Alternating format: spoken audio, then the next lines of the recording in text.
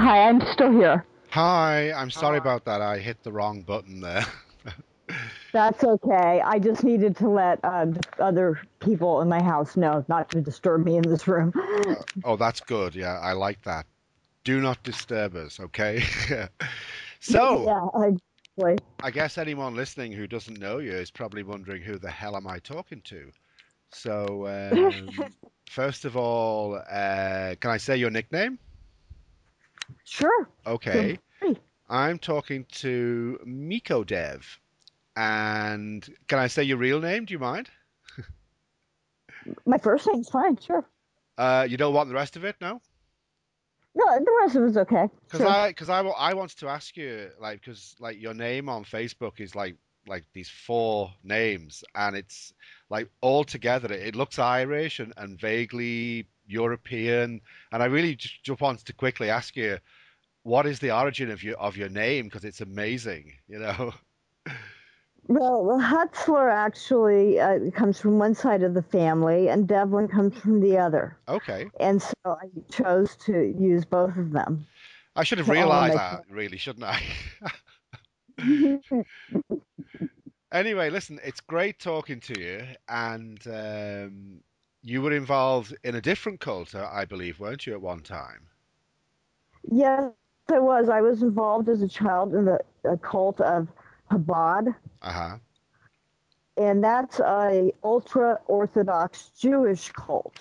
Right. And how does that kind of compare to the cult that we know and love so well? um, in some, it depends. Because they have different even subsections within themselves. But the one I was involved in, they even as a child, they were preparing me to separate from my own mother. Wow. At what age? That this was at 10 to 11.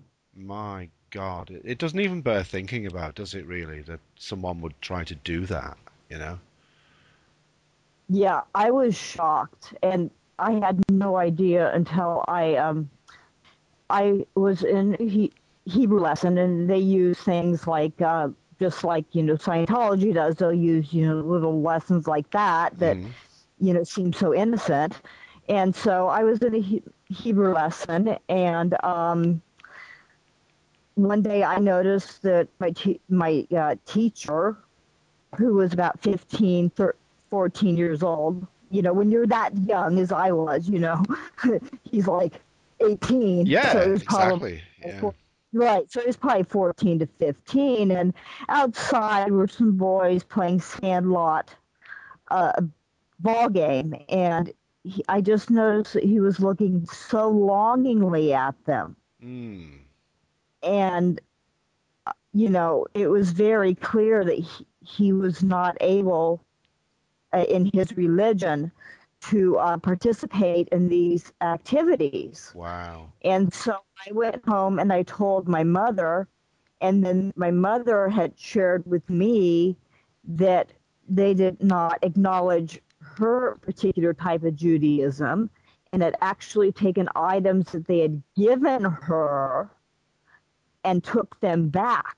And these items were worth probably $2 US.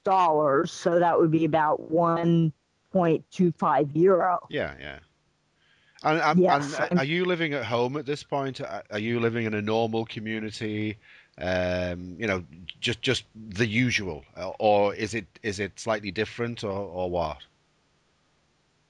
Now, No, I mean at the time you're talking about now. at the time, no, no. I was living in a completely normal community, in an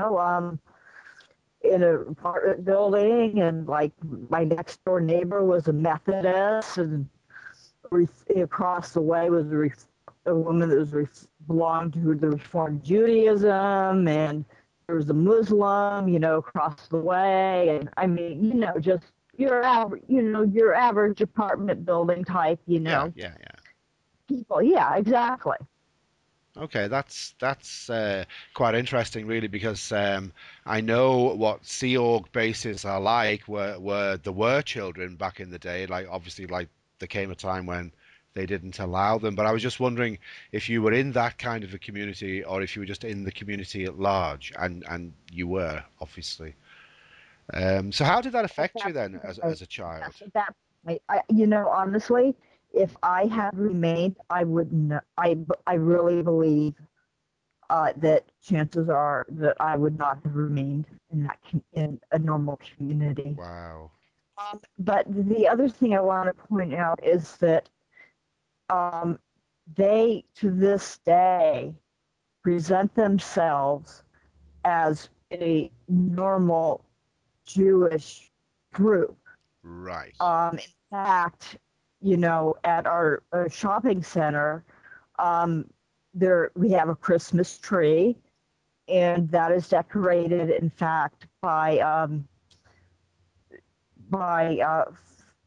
the people that represent all of those who've died, in hospice care. Right. And they also now have a menorah that's lit, but the menorah belongs to this group. Right. Hamas. Yeah. Isn't a Christmas tree though symbolic of Christianity? Um, Honestly, in where we live, it really isn't. It's very, very secular. Okay. Yeah, I mean, it's very common for even even conservative Jews to have a Christmas tree. Okay, that's unusual. I wouldn't have expected that at all. Yeah. Yeah, I think that's one of those things where it depends on where you live. Okay. I've never came across that before, and I didn't think for 1 minute that anything connected with Judaism would have a Christmas tree. I always had the idea that Christ wasn't part of the teaching at all, and maybe I'm wrong. Maybe I need to be corrected on my knowledge of these Oh, things. it's not so much that it's not so much that it's affiliated with Christ as much as it's simply just affiliated with the holiday season. Ah, yes. So basically, they're putting a Yes, front on, really, aren't they? yes, and in fact, I know many Christian people, especially Catholics, that also will, either celebrate the Jewish holiday of Hanukkah, Oh, right. or that will, yes, give, Hanukkah gifts to those families that can't afford it. Wow. So you're making the US sound like a real melting pot of cultures and religions, you know. Maybe it is. Well, it's Southern California too, and Okay, okay. yes. Yeah, that makes sense. Yeah. So moving along a little bit, you've been quite active against Scientology for quite a while, haven't you? Like you've been online and reading stuff, and well, what's your first recollection of the mention of the word Scientology? Can you remember that? Yes, I was probably about 13 years old, Uh-huh. and I'd come across it. I It was about the time when that first Time magazine cover came out. Okay, that's about when? 1990? Yes, so yes, and I was born in '69, Oh, you didn't need to tell me that now. it was earlier than that. Okay. Yeah, but I remember bringing it up, that just the name. Yeah. I'd heard it somewhere, or my mother said, "Shh," and I Wow. said, "What?" And she said, "Those people will hear that." Wow. Yes. And my mother is not a paranoid person at all. But she didn't want you to say Scientology. Out loud. Wow. But out loud because a neighbor might hear, and you never know, about a new neighbor, or somebody walking by. But again, this was, in the height of the entire, Operation Snow White, Yeah, had yeah. just gone down. Yeah, Paulette Cooper. And my mother was a librarian, Ah, as I later worked in the library. So she was very, very well educated on these sort of things. that's interesting. Would she have been Yeah. aware of, like Yeah. I know that Scientologists here in Ireland go into libraries to steal books that they don't think people should read. Did that sort of thing happen, do you think, with your mom, and that she knew that they do these tactics, do you think? I know that she did, yeah. Wow, that's amazing. In Um, fact, she worked at the county school's children's library. uh-huh. And even back then, when I was in seventh grade, which would be 7 years, I don't know what form that would be, but at that, that was the highest level of books that she had, Right. and yet they still sent the box of dianetics. And I know, and Yeah. she just, yeah. So, she did what she did with all the old books that need to be recycled, which is that you take off the covers Hmm. so that you can recycle the paper. Yeah, that's amazing. Like librarians I've met, I've always found to be quite. Um, I use the word militant to describe them because the impression you get of a librarian is that they wear glasses, read books, and that's about it. But they're actually quite. They believe in free speech and that kind of a thing. Was your mom in that category, or would you say?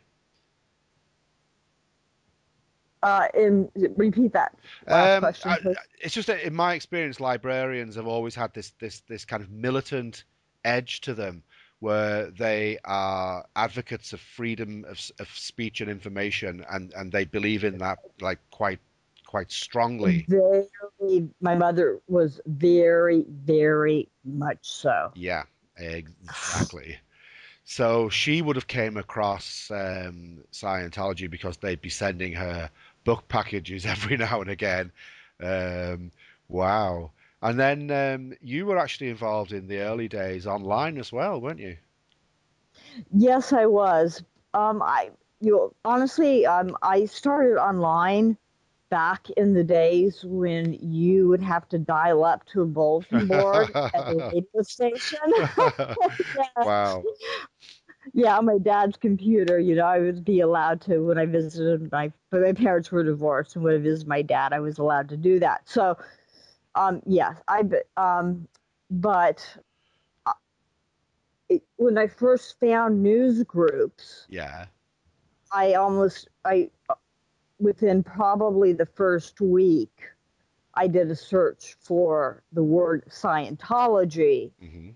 simply because I had grown up with this is something you don't speak about. And I was thinking, well, if I'm sitting here quietly reading in my own home, Yeah. you know, then I can learn what this is all about. Mm. So you did that. And Yeah. then later I did participate some, but online, I I'm a quiet person in general, and that's the same online. But every so often, I would insert my opinion. Mm. Yeah, no, it's fascinating to me because I've only been involved in the struggle, if we might call it that, for about 4.5 years. Even though I got out of Scientology round about the time we're talking about, I did not go online. I didn't have one of those newfangled computers, you know. Um, it took me a while to actually get online and start reading about these people that I thought were good and doing the world a favor. And it was, I'll never forget the realization that everything that they told me about themselves or everything that Scientology said about Scientology was lies, everything. It was horrible in many ways because it meant that I've wasted 20 something years of my life, you know. But Yes, I'm glad yes. now, and I'm glad for people like you who were there back in the day, keeping it going and encouraging each other, much the same way as we do now. Um, but it fascinates me that I could have been involved back then and I wasn't. I believe you can remember things like when Tory Magoo left and things like that, yeah? Oh, definitely. Yes. Oh, yeah, I remember because, she was so, militant, Yes. Scientology.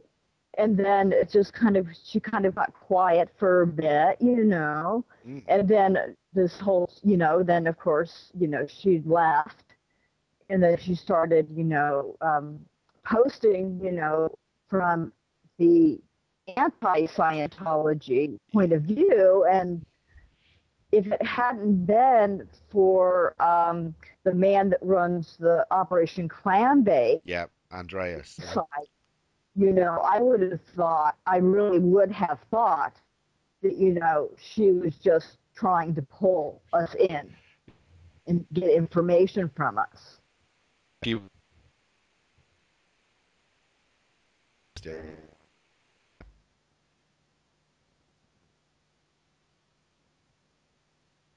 hello?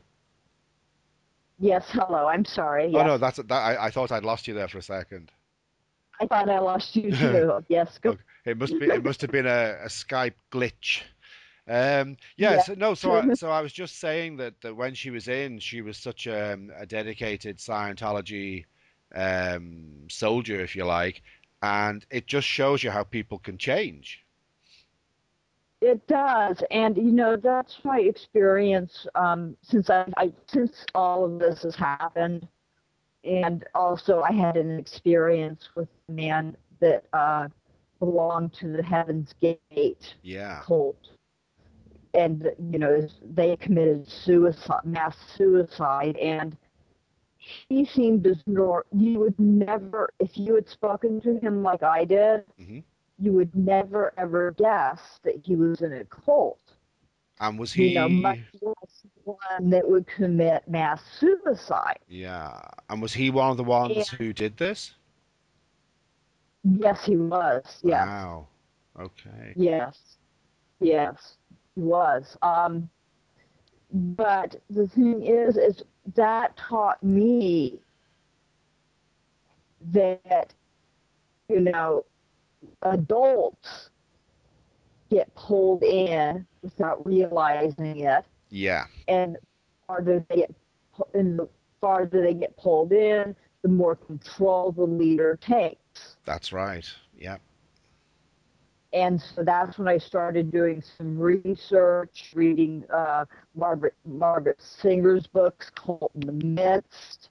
Yeah. Um, Another book that led actually to a lot of information on Scientology, although it had nothing to do with it, was a book that was a compilation of letters um, by a member, um, an ex-member, I should say, of Jonestown, Oh wow. Okay. lost her mother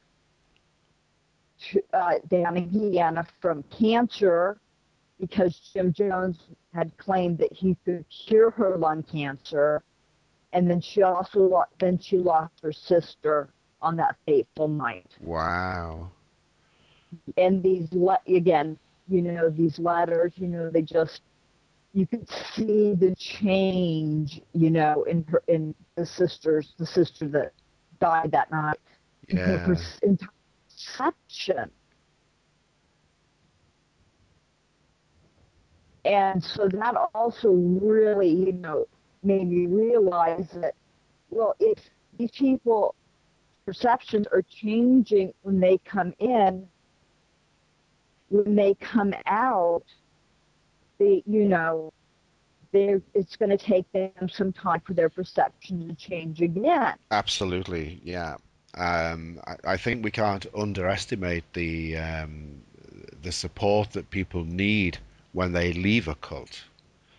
Um, like certainly in Scientology, you don't believe that you're in a cult when you're in it. So you, No, you, no. you're gonna Yeah. you are gonna need some help when you get out. And a book that I got this week actually was Battle for the Mind by William Sargent, and he's actually supposed to have influenced Hubbard quite a lot because he was in the hospital that Hubbard was in recovering from his war injuries that he was supposed to have had. So I'm really looking forward to reading that one because it's about how evangelists get people, how cult leaders get people. It's about how it's all done. So I'm really looking forward to reading that one, and I'd recommend it to other people, even though I haven't read it yet. The subtitle is A Physiology of Conversion and Brainwashing. So that's right up my street, so to speak. And I'm looking forward to that. So, like, one of the things that I always think is that, like, just when you think you've heard the worst about Scientology, you hear something that is worse than you previously thought it was. What for you? What would you say is the worst thing about Scientology compared to other things? Outside of the hole where a lot of people were, a lot of high Sea Org people were placed Yeah, under lock and key with literally barred windows yeah, and a guard at the door. Um, the time when they were forced to play musical chairs, yeah. That stands out, doesn't it? Yeah, that stands out to me more so than the physical abuse that I heard about. And the reason it stands out to me more so is because it pitted one member against another. yeah. I see. Yeah. It's yeah. I'm sorry. I was just a bit lost for words thinking about that in its details. It's quite incredible when you think that you could actually get people fighting like that, and I suppose they thought they were fighting for their very own survival or their eternity, as Scientologists often say. Yeah, that one does stand out. And you remember when Lisa McPherson when she came into the news and passed away sadly in Clearwater, yeah? Yes, in fact, I was still, um, checking ARS, Alt Religion Scientology News Group at the time, Yeah, and I remember before they even knew her name. right. So what was being They were, said before her name was mentioned? That what was being said? well, originally just that a woman, what had been. They didn't even. They suspected the introspection rundown, but Yeah, they weren't sure. But specifically that she had died either at Fort Harrison Hotel or on the way out. right. She was extremely ill. And then the next word that came out was that they had passed the nearest hospitals Yeah, to this person. Again, we didn't know her name, but to take this person to a hospital that had a Scientology doctor. yeah. So details were actually starting to leak out at that point, yeah? Yes, they were. And it Wow. was a number of days. Um, I remember when it was posted that she had reached clear. Yeah, yeah. Yeah, and that was a big shock to many, many people. Even people that had never been involved in the cult of Scientology, pardon my language, but I do consider it a cult, but in the cult of Scientology, people that never been involved in it were just shocked Yeah. because them considered that, there was some redeeming qualities, And yet here was a woman that had gotten in a minor car accident, gotten out of the car, taken off her clothes, walking down the highway. And then when she got to the hospital, she was, removed against medical advice, Yeah. taken to Fort Harrison, where they gave her medications that were not even prescribed to her in many cases,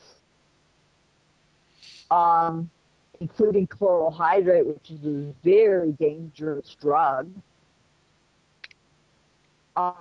In fact, if I could be wrong, but I do believe that that was one of the drugs that was involved in I want to say Michael Jackson, but it was one of those major cases. Oh, sorry, it was Anna Nicole Smith, Okay. okay, that also had that drug in her. Right. Yeah, and it was considered a contributing factor to her death. Yeah.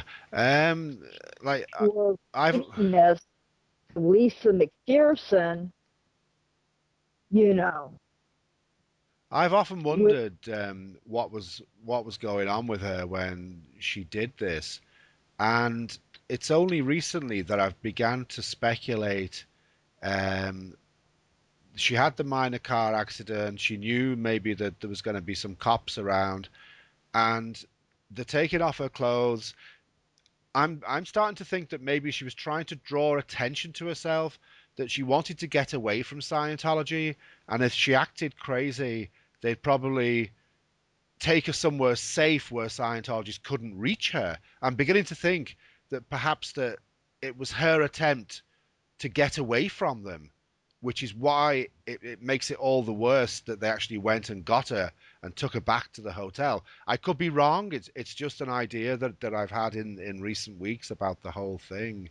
Because it doesn't make sense that you'd have a minor car crash and take your clothes off and walk down the street. You know, I don't know. Have you any thoughts on that? actually, that's always been my personal opinion. Right. Okay. That has always been my personal opinion. Right. Um, I personally believe that she was hoping that they would do that. The ambulance or police would do something similar, if not the same thing, as what's called a 5150, Yeah. which is where they hold you against your will, supposedly against your will. In this Yeah. case, I think that's exactly what she wanted, That it was a and cry so for she help, would really. move her. Yeah. So it was a cry for help, really, that she did this. And Oh, definitely. In my belief, definitely. yeah, that makes a lot of sense. It really does. Yeah. Wow. I Once again, it's one of those things that I couldn't believe it as I read the details of the whole thing. So she was probably on the introspection rundown and escaped from it, and that's how come she had the accident and everything else. Possibly, um, I don't know. Hopefully, one day the truth will come out. I truly hope that it does, Yeah, and of course, because it's not the only she, one. right, I mean, and the other thing too that I think is a major factor is that she had been put under all that stress Yeah. to do the fundraising for that.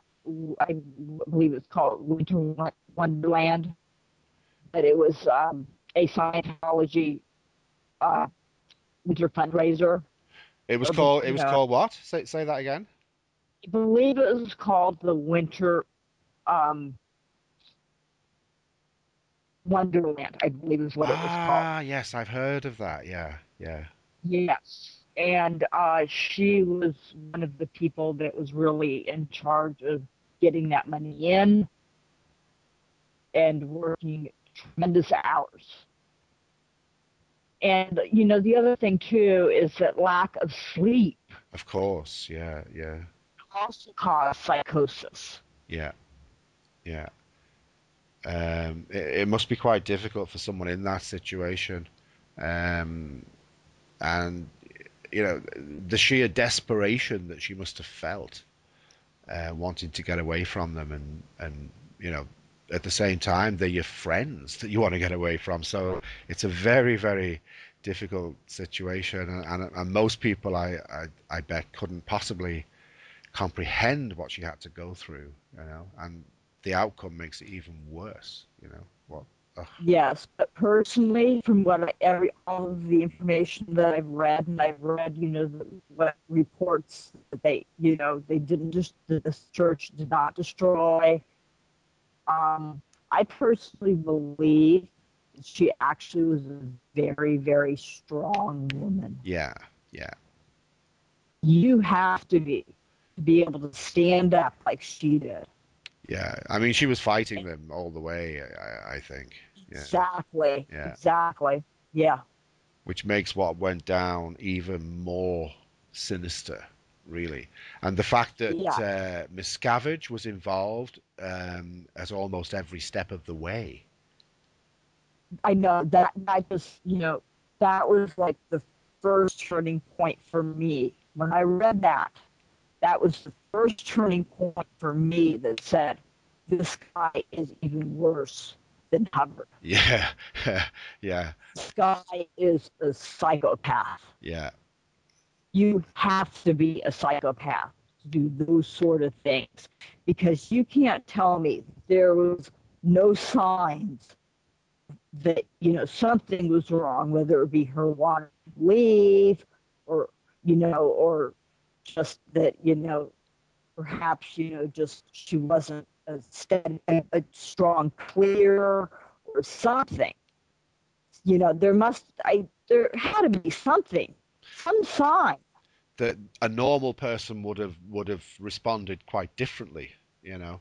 Um, Yes. that I really hope it does all come out and that he gets what he deserves. Um, are you following the court case, Monique Rathbun's court case where they're trying to depose him? Definitely, and part of the reason that I'm following that case also is because I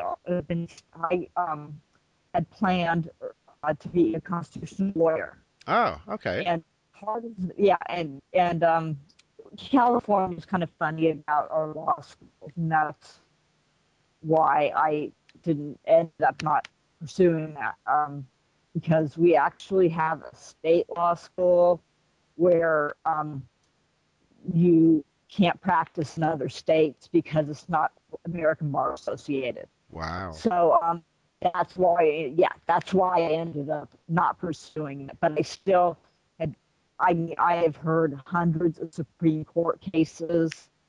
Um, I've learned to read the legal language. And so yeah, I've been following that case. It really just really really close. And Yeah. personally, I think this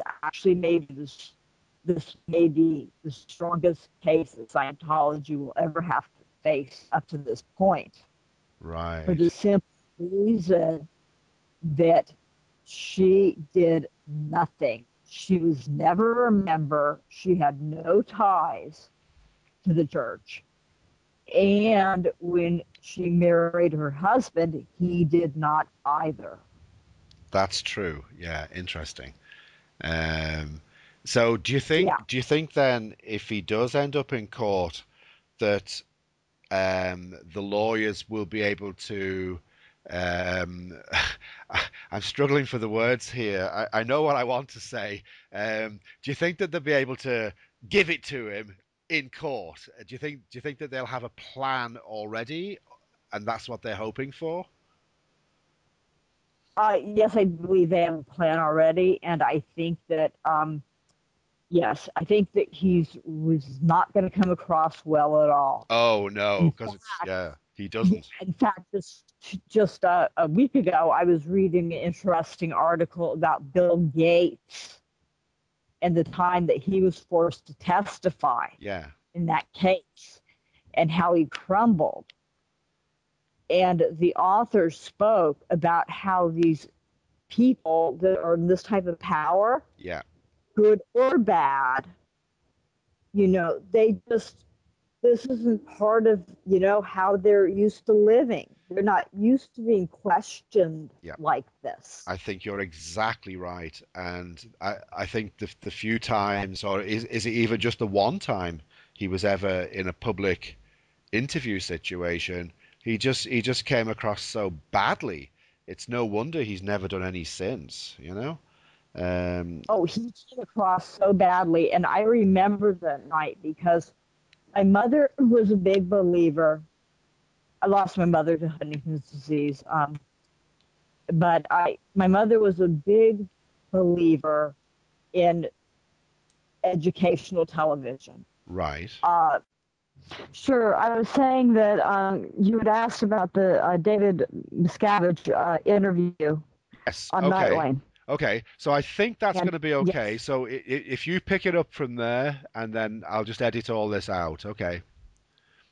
okay. Anyway, you had asked about that, and Yep.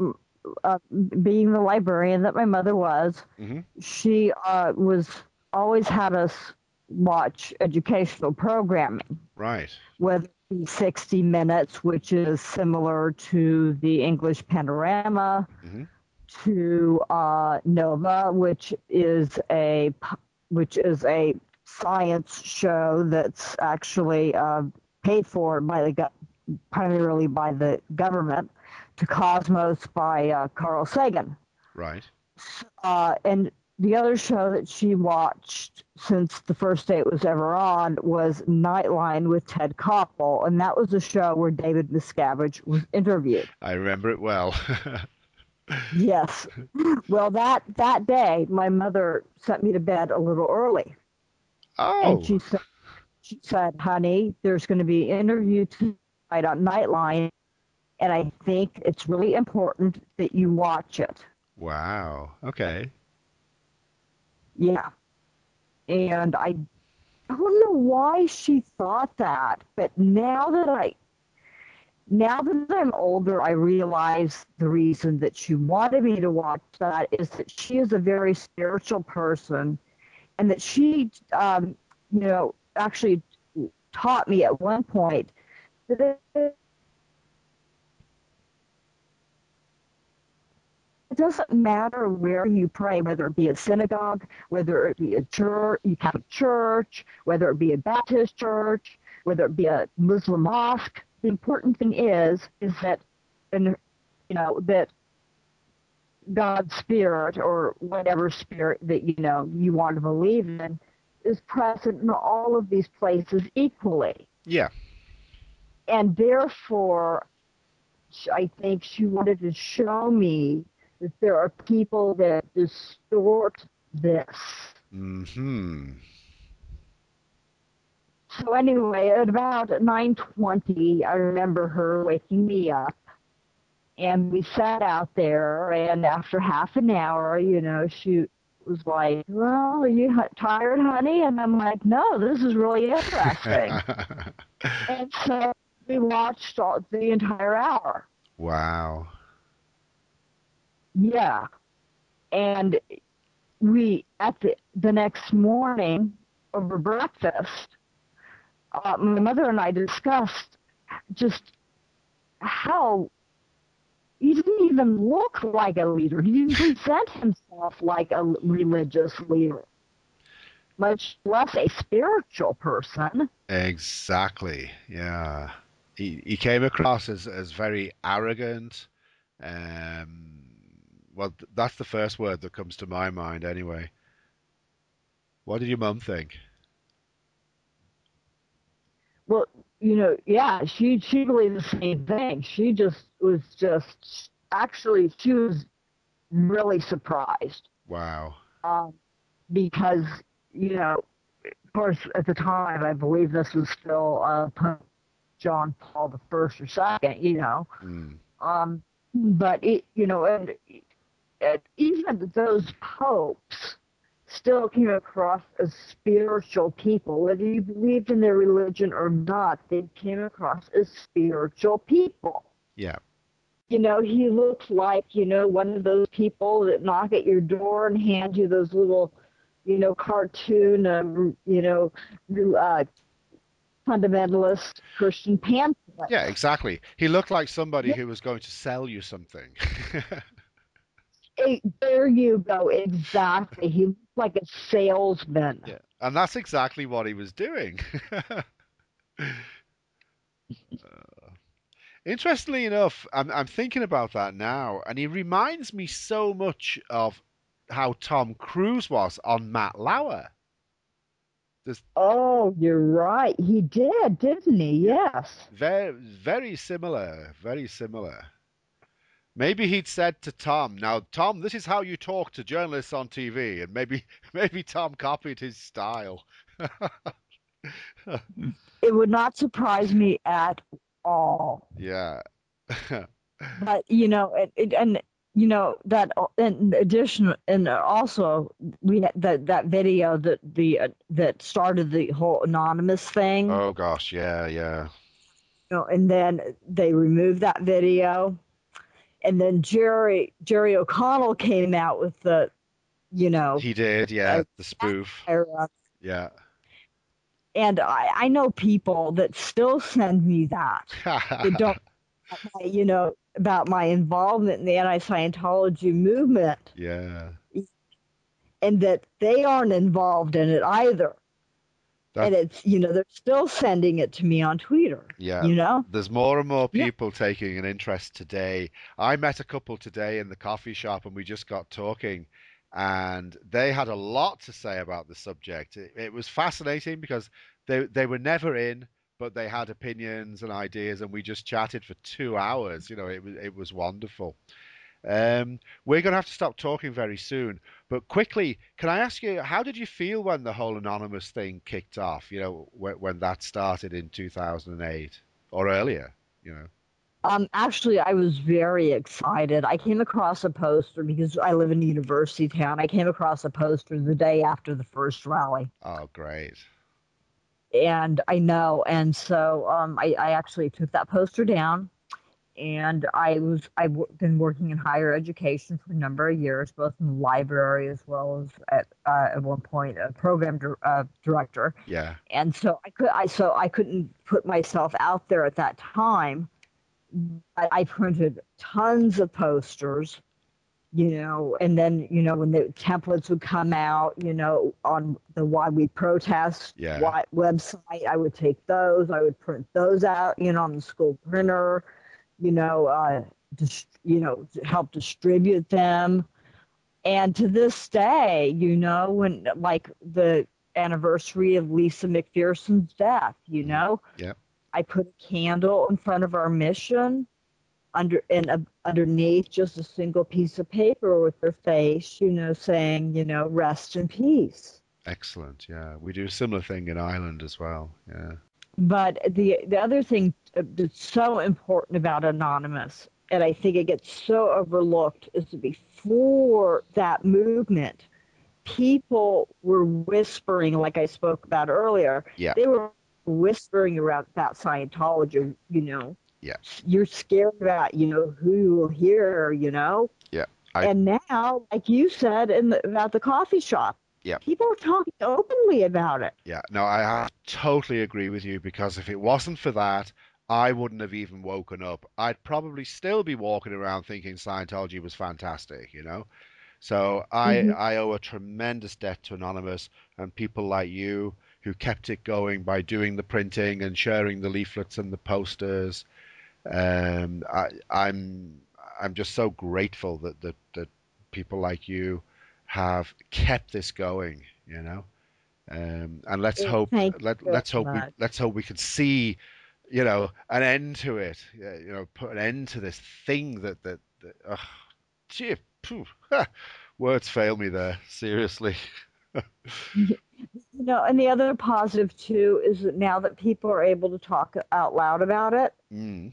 those are people that in the past would have possibly sat down at the e-meter booth in front of the mission. Yeah, yeah, Now they know better.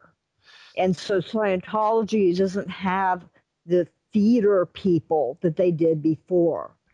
And I believe that if anything, that will, eventually, Oh, definitely, basically. definitely. And yeah, Um, they rely on fresh meat, as they call it, and a steady right. supply of income. And I think certainly the fresh meat began to dry up in 2008. And I believe as well now the income's drying up. People that we would call cash cows are actually starting to leave now. And some of them are leaving because they read what people at pickets have written on the posters. So, I think someone standing there with a poster or a sign that says anything is actually helpful or can be helpful. Um, every little I thing. definitely agree with you. I Yeah, definitely agree with you. totally, totally. On that positive note, I think I'll say good night to you now. It's good night from me anyway. It's probably early evening where you are, isn't it? Or is it getting on? Yes, it's getting there. Yes, and it's Okay. actually time to feed my dogs. So, Oh my God, I've been starving your dogs. I feel so bad. Anyway, listen, it's been fascinating talking to you, and we will pick up this thread again, and we will chat again at some future point if that's okay with you. that's yes, I would like to, and thank you very much No, for you're more taking than the welcome. time to You're talk to more than me too welcome. as well. Good night from Okay, Ireland. Good night.